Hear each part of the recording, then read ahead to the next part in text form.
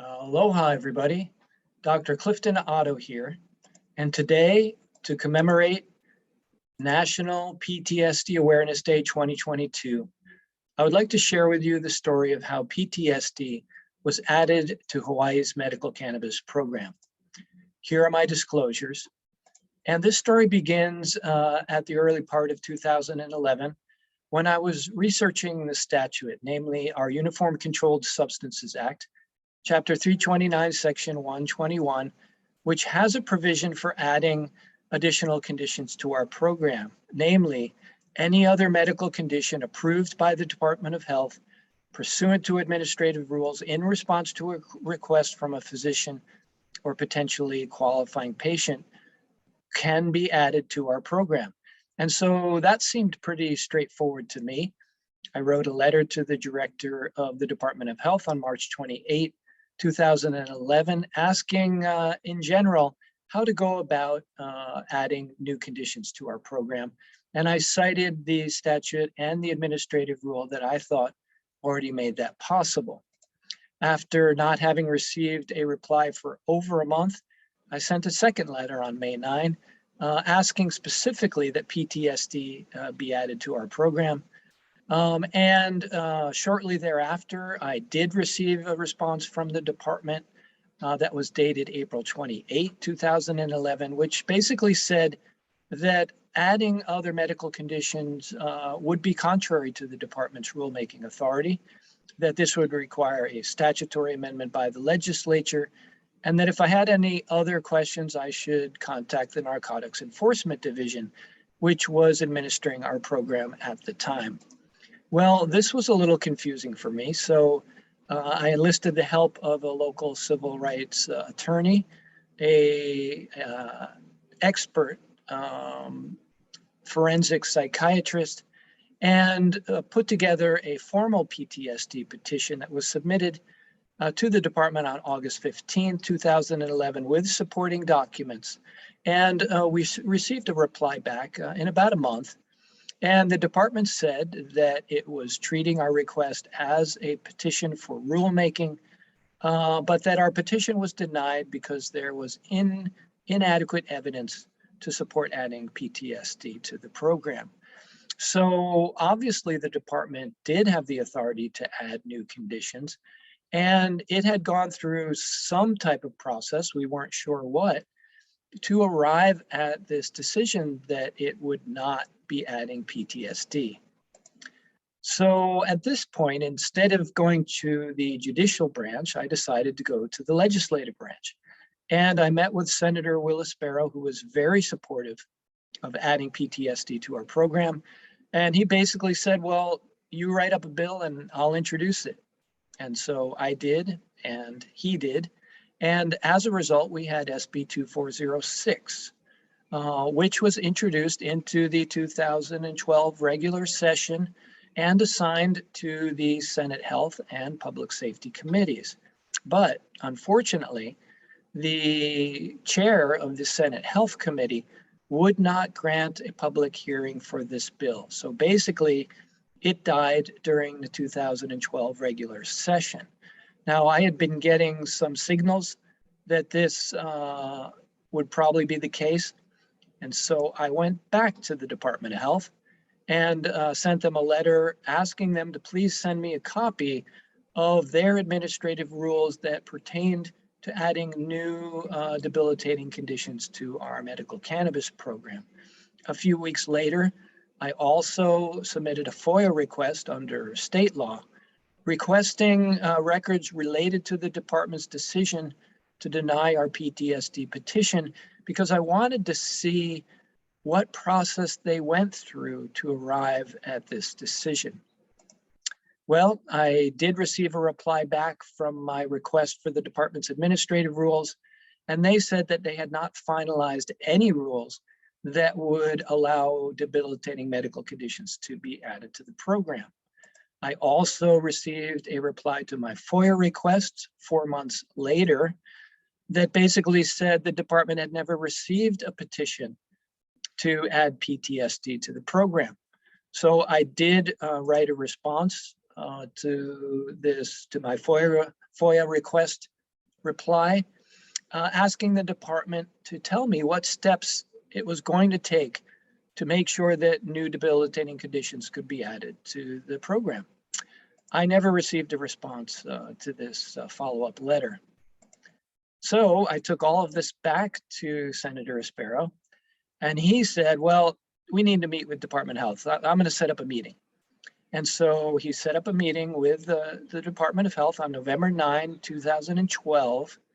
And in the meantime, in advance of this meeting, I sent a letter to the department asking to have in writing their official policy on medical cannabis in general and Hawaii's medical cannabis program because of the previous responses that I had received from the department.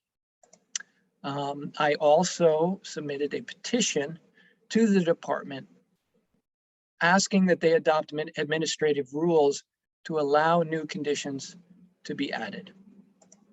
Well, I never received a response to my petition to create administrative rules, but I did receive a response to my request for the department's policy on medical cannabis, which was the department's policy is to follow the law and its requirements.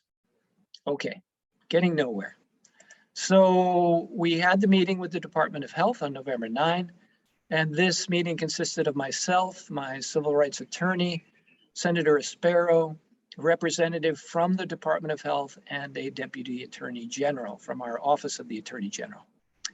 And this meeting was very frustrating. We were not able to arrive at any real result, and we could not even get the Department of Health to say that cannabis has medical use in Hawaii. So after this meeting, I wrote a letter to Governor Abercrombie asking for his assistance with resolving this stalemate. Unfortunately, I never received any response from this letter either. So then we come to the regular session of 2013, and HB 668, which was introduced by Representative Bellotti, who was the House Health Chair at the time.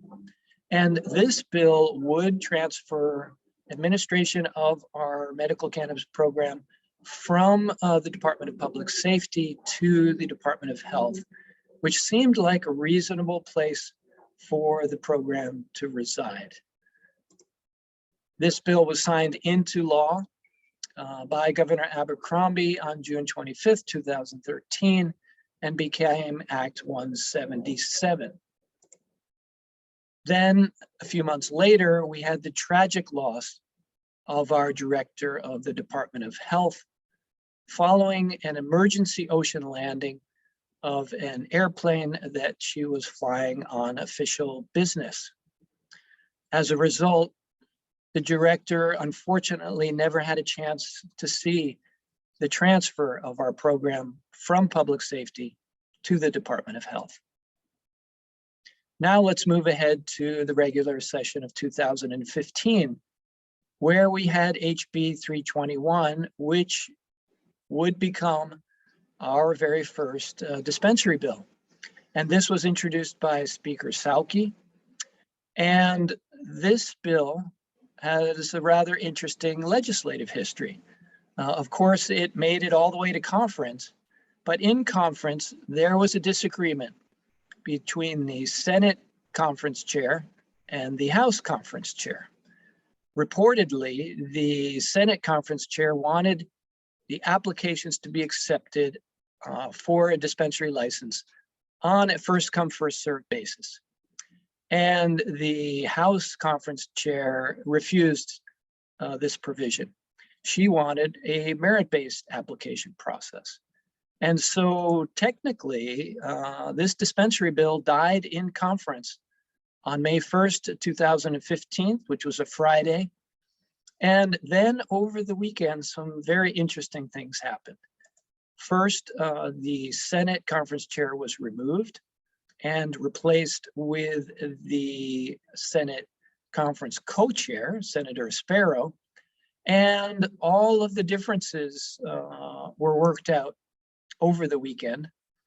And on Monday, conference was reconvened. The bill was finalized in about 15 minutes, and we had a historic dispensary bill. But there was a very interesting provision that appeared within this bill on page 59 of the CD1, which added post-traumatic stress disorder to our list of qualifying conditions. And so that is how PTSD got added to our medical cannabis program. And I have to give special thanks to Senator Espero and Representative Bellotti for really making this possible.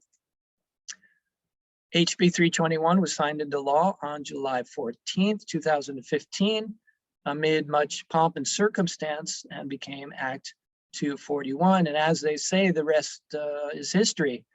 Although I would have to add that it wasn't quite the history that we had intended on the dispensary task force. And so now PTSD is the #2 qualifying condition in Hawaii's program. As of May 2022, we have 5,444 patients registered with PTSD in Hawaii. That's about 16% of our 34,000 registered patients. Unfortunately, our PTSD patients are experiencing all kinds of devastating negative consequences, even with the protections from the Rohrabacher-Farr appropriations rider that Congress must renew each year. Our patients are experiencing devastating consequences with employment, federal housing, inter-island travel, child custody, obtaining firearms permits, and even conducting local research within the UH system. So in the regular session of 2021, our legislature decided that something needed to be done. And they adopted HCR 132, which was unanimously approved by both chambers.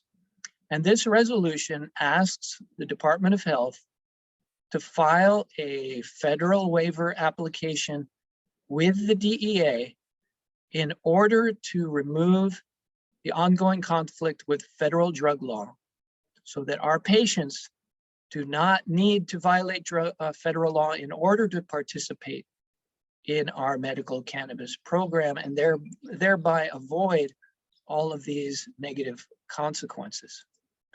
In the meantime, we have a dual use task force underway, which is evaluating the possibility of having both a medical and adult use cannabis programs in Hawaii.